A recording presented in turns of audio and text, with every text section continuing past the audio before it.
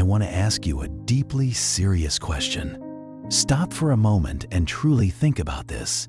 What would happen if, for the next 30 days, you decided to put God first in every single decision of your life? That's right.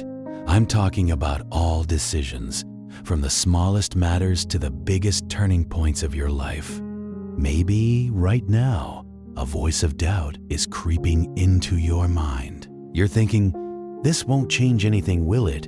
Life feels too complicated, and a decision like this seems powerless against the harsh reality you're dealing with. I understand that feeling because I used to think exactly the same way. Let me tell you about one of the darkest chapters of my life. Every morning, when I opened my eyes, I wasn't greeted by the promise of a new day. Instead, I was met with a deep, draining fatigue. My mind was perpetually tense, like a string pulled too tight, burdened by constant worries about finances, the weight of work-related stress, uncertainty about what lay ahead, and a seemingly endless list of unresolved problems. Yes, I had faith.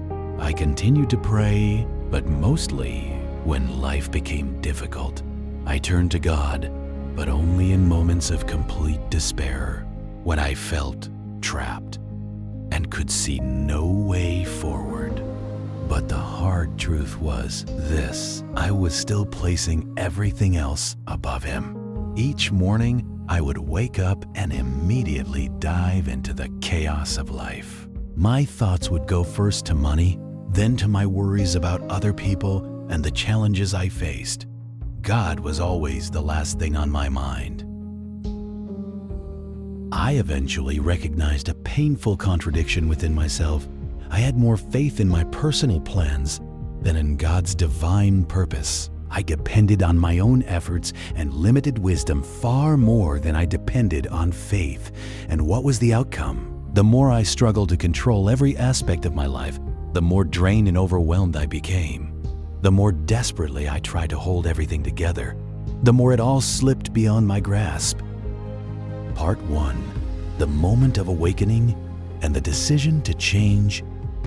Then one day, everything began to change. I came across a Bible verse I had read countless times before, yet this time it pierced straight through to my soul. But seek first the kingdom of God.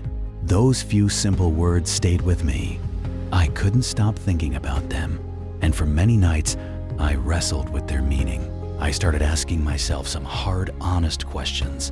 If God is truly first in my life, why do I only seek Him when everything else is broken? Why do I wait until all my plans have failed before turning to Him? Why has He been my last option rather than the one I rely on above all else? So I made a bold choice. I decided that things had to change. It wasn't going to be a temporary experiment or a short-lived commitment. I chose to place God first in my life every day, faithfully and persistently, no matter what circumstances I faced. Part 2, the journey of practicing spiritual discipline every day. I began by making small but intentional changes, rebuilding my daily routines so that my priorities would reflect what truly mattered most.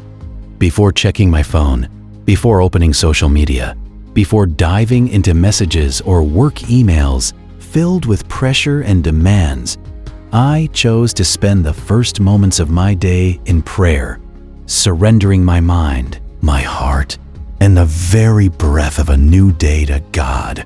Before making decisions for both major and minor choices, I learned to pause and seek God's direction first, rather than impulsively following my own desires or understanding. Before worrying about tomorrow, each time anxious thoughts about the future crept in, I chose to surrender them to God, slowly learning to release the grip of control and the burden of my own self-reliance. And then, something remarkable began to happen. An invisible, quiet miracle slowly started to take place in my life.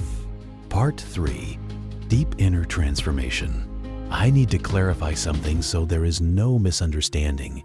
My externals, money did not magically appear in my account, and my problems or work pressures did not vanish overnight. But one thing did change, and it was the most significant change of all.